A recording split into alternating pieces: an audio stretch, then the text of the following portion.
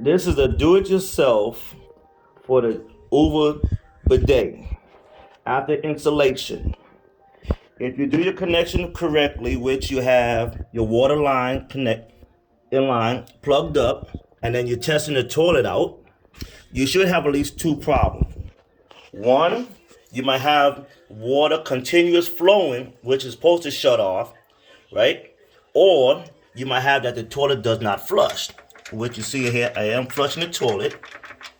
I'm going to show you how to get your toilet operational after you do your installation.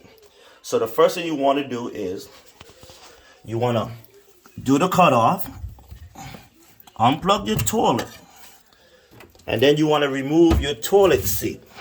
And I'm going to tell you the reason why the toilet was not working properly. With your connection is the black wire, which is, you see this little notch right there? There's another one on the other side, if I can find it. Well, there you go right there. So what it is you have to have both of them aligned together. So what I'm going to do is, to reset it, you have to unplug it 5 times. And I'm going to show you a little demonstration. Make sure that your 2 notches are together, which I have. Now you want to plug it in 5 times. 1,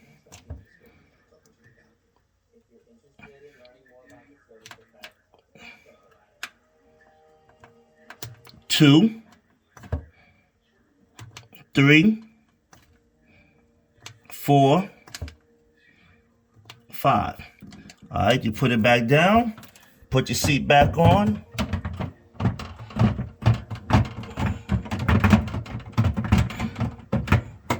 Okay, it's on properly. You want to plug it back in. Turn the water cutoff on. Lift your toilet seat up.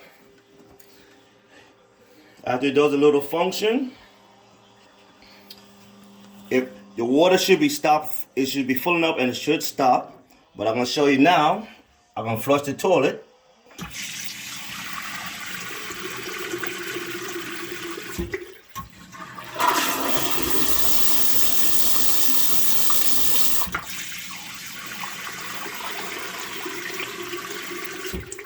And everything is back to normal, like a normal toilet.